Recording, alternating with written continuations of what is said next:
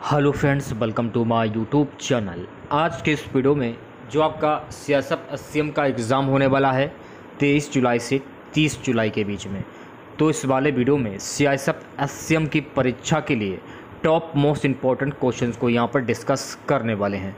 तो वीडियो काफ़ी इम्पोर्टेंट है आप लोगों के लिए, तो इस वीडियो को पूरा ज़रूर देखिए।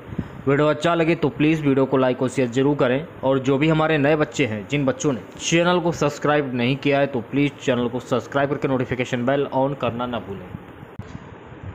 तो चलिए वीडियो को स्टार्ट करते हैं। आज के सेशन में पहला क्वेश्चन, भारत अर्थ मूवर्स लिमिटेड ये कहाँ पर अवस्थित है? तो भारत अर्थ मूवर्स ये बेंगलुरु में अवस्थित है, तो बेंगलुरु आपका करेक्ट आंसर हो जाएगा। फैक्ट की अगर हम बात करें तो भारत अर्थ मूवर्स लिमिटेड, इसको हम बोलते हैं VEML, एक भारतीय सार्वजनिक क्षेत्र का उद्यम है। इसका जो मुख्यालय है, इसका मुख्यालय बेंगलोर में है। ये भी फैक्ट आपको ध्यान में रखना है। अगला क्वेश्चन देखिएगा गाइस, महात्मा गांधी का जन्म 2 अक्टूबर को हुआ था। भारत के एक अन्य महापुरुष का जन्म भी इसी तिथि को हुआ। वह महापुरुष कौन थे? तो इन महापुरुष का नाम था लाल बहादुर शास्त्री। तो लाल बहादुर शास्त्री आपका करेक्ट आंसर है। राष्ट्रपिता महात्मा गांधी, इनका जन्म 2 अक्टूबर 1869 को हुआ था, और उनके कार्यों और विचारों ने आज़ाद भारत को आकार देने में बड़ी भूमिका निभाई। पूर्व प्रधानमंत्री लाल बहादुर शास्त्री का भी जन्म 2 अक्टूबर 1904 को हुआ था। यह भी फैक्ट आपको ध्यान में रखना है। अगला क्वेश्चन देखिएगा। अगला क्वेश्चन, भारतीय संविधान के अनुसार हमें कितने मूल अधिकार प्राप्त हैं? तो भारतीय संविधान के अनुसार हमें कुल 7 मूल अधिकार प्राप्त हैं। तो 7 मूल अधिकार आपका करेक्ट आंसर हो जाएगा। बात करें इसके एक्स्ट्रा फैक्ट की, तो संविधान द्वारा मूल रूप से 7 मूल अधिकार प्राप्त हैं। वो मूल अधिकार कौन कौन से हैं ये भी जान लीजिए। पहला है समानता का अधिकार, फिर है स्वतंत्रता का अधिकार, फिर है शोषण के विरुद्ध अधिकार, धर्म, संस्कृति एवं शिक्षा की स्वतंत्रता का अधिकार, संपत्ति का अधिकार तथा संवैधानिक उपचारों का अधिकार। ये भी फैक्ट आपको ध्यान में रखना है। चौथा क्वेश्चन देखिएगा गाइस। चौथा क्वेश्चन हमारा है कि लोकसभा का प्रथम आम चुनाव जो है ये किस वर्ष हुआ था? तो लोकसभा का प्रथम आम चुनाव वर्ष 1952 में हुआ था। वर्ष 1952 आपका करेक्ट आंसर हो जाएगा। वर्ष 1951-52 का आम चुनाव 25 अक्टूबर 1951 से 21 फरवरी 1952 तक हुआ था। अगस्त 1947 में भारत की आज़ादी के बाद यह पहला लोकसभा चुनाव था। ये भी आपको ध्यान में रखना है। और जवाहरलाल नेहरू ने अंतरिम कैबिनेट का नेतृत्व किया, और इसमें विभिन्न समूह के 15 सदस्य शामिल थे। यह भी आपको फैक्ट ध्यान में रखना है। दूसरी बात, भारतीय राष्ट्रीय कांग्रेस ने 489 सीटों में से 364 सीटें जीती, कुल मतों का 45%। यह भी फैक्ट आपको ध्यान में रखना है। और जवाहरलाल नेहरू लोकतांत्रिक रूप से स्वतंत्र भारत के पहले प्रधानमंत्री चुने गए थे। दूसरी बात, पहली लोकसभा का पहला सत्र 13 मई 1952 को शुरू हुआ था। यह भी फैक्ट आपको ध्यान में रखना है। जो भी फैक्ट मैं आपको बता रहा हूँ सभी फैक्ट को अच्छे से देखते चलिए आप लोग। अगला क्वेश्चन देखेगा, विधान परिषद की उम्मीदवारी के लिए न्यूनतम आयु आवश्यक है? तो देखिए, विधान परिषद की उम्मीदवारी के लिए न्यूनतम आयु आवश्यक है 30 वर्ष। तो 30 वर्ष आपका करेक्ट आंसर हो जाएगा। अगर हम बात करें इसके एक्स्ट्रा फैक्ट की, तो इसमें देखिए सबसे पहले 25 वर्ष की बात करेंगे। 25 वर्ष में क्या आ जाता है? तो 25 वर्ष में विधानसभा में सदस्यता के लिए न्यूनतम आयु और लोकसभा के सदस्य बनने के लिए न्यूनतम आयु 25 वर्ष। 30 वर्ष विधान परिषद में सदस्यता के लिए न्यूनतम आयु, और राज्यसभा का सदस्य बनने के लिए न्यूनतम आयु 30 वर्ष। 35 वर्ष राष्ट्रपति बनने के लिए न्यूनतम आयु 35 वर्ष होनी जरूरी है। 18 वर्ष भारत के नागरिकों की मतदान आयु, इसमें पहले यह 21 वर्ष थी, लेकिन 61वें संशोधन अधिनियम के अनुसार 61वें संशोधन अधिनियम के अनुसार ये 18 साल तक कम हो गई। ये भी आपको ध्यान में रखना है। अगला क्वेश्चन देखिएगा भाई, टिटनेस बीमारी को इस नाम से भी जाना जाता है? तो भाई देखिए, टिटनेस बीमारी को धनुष्टकार रोग के रूप में जाना जाता है। तो धनुष्टकार रोग आपका करेक्ट आंसर हो जाएगा। अगला क्वेश्चन देखिएगा भाई। अगला क्वेश्चन क्या है, रेडियो धर्मिता का आविष्कार किसने किया था? तो रेडियो धर्मिता का आविष्कार हेनरी बैकरेल ने किया था। तो हेनरी बैकरेल आपका करेक्ट आंसर हो जाएगा। अगर हम बात करें हेनरी बैकरेल की, तो देखिए हेनरी बैकरेल ने 1895 में प्राकृतिक रूप से फ्लोरोसेंट खनिजों और उनके गुणों का अध्ययन करते हुए अचानक ही रेडियो धर्मिता की खोज की थी। ये आपको फैक्ट ध्यान में रखना है। दूसरी बात, रेडियो धर्मिता शब्द मैरी क्यूरी द्वारा प्रतिपादित किया गया था। यह भी फैक्ट आपको ध्यान में रखना है। अब कुछ वैज्ञानिक हैं और महत्वपूर्ण खोज है, ये भी देख लीजिए आप लोग। सबसे पहले हम बात करेंगे अल्बर्ट आइंस्टीन की। देखिए अल्बर्ट आइंस्टीन ने सापेक्षता का सिद्धांत की खोज की थी और मैरी क्यूरी ने रेडियम और कई अन्य धातुओं की खोज की थी। ये भी आपको ध्यान में रखना है। ये अन्य होगा, थोड़ा सा मिस्टेक हो गया है टाइप करने में। नील बोर की बात करें, देखिए नील बोर ने परमाणु संरचना और क्वांटम सिद्धांत की खोज की थी। ये भी फैक्ट आपको ध्यान में रखना है। बढ़ते हैं अगले क्वेश्चन की और अगला क्वेश्चन देखिएगा भाई। निम्न में से कौन सा विटामिन पानी में घुलनशील है? देखिए विटामिन सी जो है ये पानी में घुलनशील है। तो विटामिन सी आपका करेक्ट आंसर हो जाएगा। अगर मान लीजिए इस क्वेश्चन से रिलेटेड एक्स्ट्रा फैक्ट जान लीजिए पहले आप लोग। पानी में घुलनशील विटामिन वे होते हैं जो शरीर के ऊतकों तक ले जाते हैं लेकिन शरीर में जमा नहीं होते हैं। विटामिन सी और विटामिन बी कॉम्प्लेक्स के कुछ रूप पानी में घुलनशील होते हैं। तो देखिए अगर आपके ऑप्शन में विटामिन सी या विटामिन बी दिया जाए तो आप उस पर भी टिक कर सकते हैं। जैसे कि इसमें देखिए ऑप्शन में क्या दिया गया है, देखिए ऑप्शन में दिया गया है विटामिन सी, देख सकते हैं आप लोग विटामिन सी दिया गया है। अगर मान लीजिए आपके ऑप्शन में विटामिन बी दिया हो तो आप इस पर भी टिक कर सकते हैं। ठीक है, वैसे तो विटामिन बी भी ऑप्शन में है लेकिन ऑप्शन के अनुसार अगर आप देखेंगे विटामिन सी होगा। और जो विटामिन बी जो आपका होता है ये विटामिन बी कॉम्प्लेक्स के कुछ रूप पानी में घुलनशील होते हैं। विटामिन सी और विटामिन बी भी, वैसे क्वेश्चन ही गलत है देखा जाएगा हमारे नज़रिए से एक बार। अगला क्वेश्चन देखेगा, हमारे राष्ट्रीय कैलेंडर की पहली तिथि ग्रिगोरियन कैलेंडर की किस तारीख के अनुरूप है?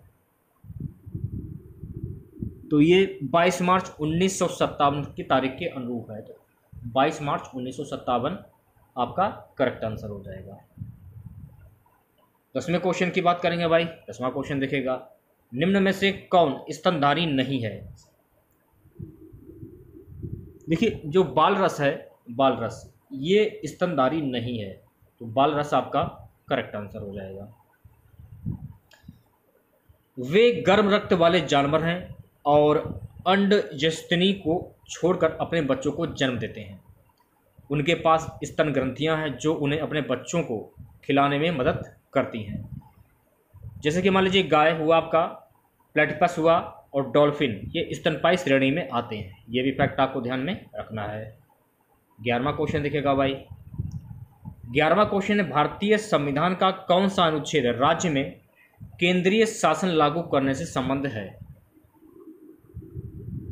केंद्रीय शासन लागू करने से संबंध है अनुच्छेद 356। तो अनुच्छेद 356 आपका करेक्ट आंसर हो जाएगा। अनुच्छेद 352 राष्ट्रीय आपातकाल से संबंधित है, ये आपको ध्यान में रखना है। और राष्ट्रपति शासन 2 अनुच्छेदों 356 और 365 के आधार पर लगाया जा सकता है। ये भी फैक्ट आपको ध्यान में रखना है। अनुच्छेद 356 का संबंध उस संवैधानिक आपात स्थिति से है जब किसी राज्य में संवैधानिक तंत्र पूरी तरह विफल हो जाता है, तब केंद्र सरकार राज्य सरकार पर अपना अधिकार स्थापित कर लेती है। यह भी फैक्ट आपको ध्यान रखना है। अनुच्छेद 365 का संबंध जब कोई राज्य केंद्र के निर्देशों का अनुपालन करने में या उनको प्रभावी करने में असफल रहता है, यह आर्टिकल 365 में आ जाता है। 12वां क्वेश्चन देखेगा भाई। इनमें से कौन सी नदी अरब सागर में जाकर गिरती है? देखिए नर्मदा नदी जो है ये अरब सागर में जाकर गिरती है। तो नर्मदा नदी आपका करेक्ट आंसर हो जाएगा। अगर हम बात करें नर्मदा नदी की, तो नर्मदा नदियाँ पश्चिम की ओर बहती हैं और अरब सागर में मिल जाती हैं। दूसरी बात, प्रायद्वीप की सबसे बड़ी पश्चिम में बहने वाली नर्मदा और मध्य प्रदेश में पहाड़ों की अमरकंटक श्रेणी के पास निकलती है। यह भी फैक्ट आपको ध्यान में रखना है। यह देश की पांचवी सबसे बड़ी नदी है और गुजरात की सबसे बड़ी नदी है, यह भी आपको ध्यान में रखना है। और ये मध्य प्रदेश, महाराष्ट्र, गुजरात को पार करती है और कैम्बे की खाड़ी में मिलती है, सॉरी कैम्बे की पहाड़ी से मिलती है, यह भी आपको ध्यान में रखना। कुछ एक्स्ट्रा फैक्ट हैं उन्हें भी जान लीजिए। देखिए नर्मदा नदी जो है, ये नर्मदा नदी मध्य प्रदेश के अमरकंटक से निकलती है और अरब सागर में गिरती है। ताप्ती नदी की अगर हम बात करें तो ताप्ती नदी मध्य प्रदेश से सतपुड़ा श्रेणी से निकलती है और नालिया अरब सागर में जाती है। दूसरी बात, पेरियार नदी पश्चिमी घाटी की शिवगिरी पहाड़ियों और नालों से निकलकर अरब सागर में मिल जाती हैं, यह भी फैक्ट आपको ध्यान में रखना है। सो गाइस, अगला क्वेश्चन देखिएगा, इनमें से कौन सा राज्य चारों तरफ से जमीन से घिरा हुआ है? बिहार राज्य जो है ये चारों तरफ से जमीन से घिरा हुआ है, तो बिहार आपका करेक्ट आंसर हो जाएगा। 14वें क्वेश्चन की बात करेंगे भाई। 14वां क्वेश्चन देखिएगा, पाटलिपुत्र की शासन व्यवस्था का विवरण उपलब्ध है। ये विवरण जो है ये इंडिका में उपलब्ध है, इंडिका आपका करेक्ट आंसर हो जाएगा। देखिए जो मेगस्थनीज था इसने वर्णन किया था कि पाटलिपुत्र शहर को 30 सदस्यों वाले एक नगर परिषद द्वारा प्रशासित किया जाता था। इन 30 सदस्यों को प्रत्येक 5 सदस्यों के एक बोर्ड में विभाजित किया गया था। इनमें से प्रत्येक बोर्ड में शहर के प्रशासन के प्रति विशिष्ट जिम्मेदारियां थीं।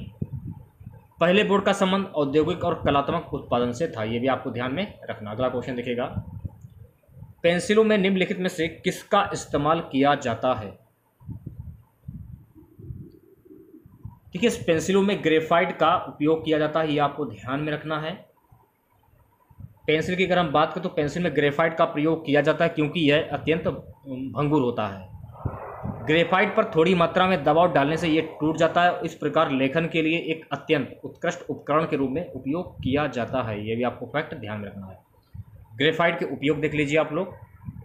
ग्रेफाइट के उपयोग हो गए पेंसिल लेड में लेखन सामग्री के रूप में, उच्च तापमान में स्नेहक, परमाणु रिएक्टर न्यूट्रॉन के अपशोषक के रूप में, बैटरियों में इलेक्ट्रोड के रूप में, और ग्राफीन शीट्स यानी स्टील से 100 गुना ज़्यादा मजबूत और 10 गुना हल्के, ये भी आपको ध्यान में रखना है। अगला क्वेश्चन, चंद्रगुप्त मौर्य ने निम्नलिखित में से किसे हराया था? देखिए चंद्रगुप्त मौर्य ने सेलुकस को हराया था, तो सेलुकस आपका करेक्ट आंसर हो जाएगा। चंद्रगुप्त मौर्य की अगर हम बात करें तो चंद्रगुप्त मौर्य ने 25 वर्ष की आयु में सिंहासन पर ये बैठे थे। चंद्रगुप्त ने नंदों को हराकर मौर्य समाज की स्थापना की थी, यह भी आपको फैक्ट ध्यान में रखना है। उसने अंतिम नंद शासक घनानंद को हराया और 322 ईसा पूर्व में पाटलिपुत्र पर कब्जा कर लिया। 305 ईसा पूर्व में चंद्रगुप्त मौर्य ने सेलुकस निकेटर को हराया, यह भी फैक्ट आपको ध्यान में रखना है। ग्रीक राजदूत मेगस्थनीज ने चंद्रगुप्त मौर्य के शासनकाल के दौरान भारत का दौरा किया था, यह भी फैक्ट आपको ध्यान में रखना है। एक्स्ट्रा फैक्ट है उन्हें भी जान लीजिए। नंद वंश की स्थापना महापग नंद ने की थी, ये आपको ध्यान रखना है। चालुक्य वंश की स्थापना पुलकेशिन प्रथम ने की थी, ये भी फैक्ट आपको ध्यान रखना है। पल्लव दक्षिण पूर्व एशिया में भारतीय संस्कृति को फैलाने में सहायक थे। 17वें क्वेश्चन की बात करेंगे, मानव शरीर में मांसपेशियों की संख्या लगभग कितनी होती है? 639, तो 639 आपका करेक्ट आंसर हो जाएगा। मनुष्य के शरीर में 40% भाग पेशियों का होता है और मानव शरीर में 639 मांसपेशियां पाई जाती हैं। इनमें 400 पेशियां रेखित होती हैं। शरीर में सर्वाधिक पेशियां पीठ में पाई जाती हैं, यह भी फैक्ट आपको ध्यान में रखना है। अगला क्वेश्चन, निम्नलिखित में से कौन एक ग्रीन हाउस गैस नहीं है? हाइड्रोजन जो है गाइस ये ग्रीन हाउस गैस नहीं है, तो हाइड्रोजन आपका करेक्ट आंसर हो जाएगा। नाइट्रोजन ग्रीन हाउस गैस नहीं है, यह भी आपको ध्यान रखना है। ग्रीन हाउस प्रभाव के लिए जिम्मेदार मुख्य गैसों में carbon dioxide, methane, nitrous oxide और जल वाष्प जो सभी प्राकृतिक रूप से होते हैं, और फ्लोरोनेटेड गैसें जो सिंथेटिक हैं ये शामिल हैं।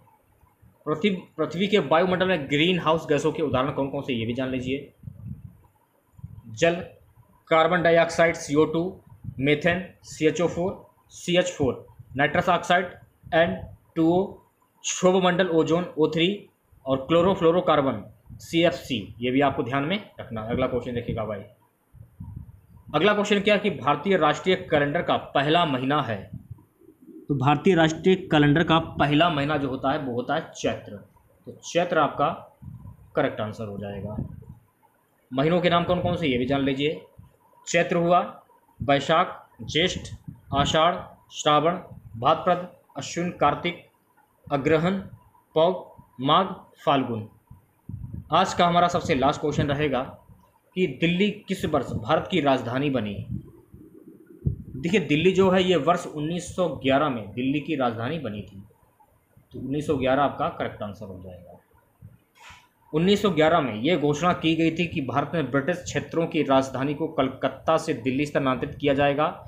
1927 में इसे दिल्ली का नाम दिया गया था और 13 फरवरी 1931 को नई राजधानी का उद्घाटन किया गया था। यह आपको ध्यान में रखना है फैक्ट, ठीक है।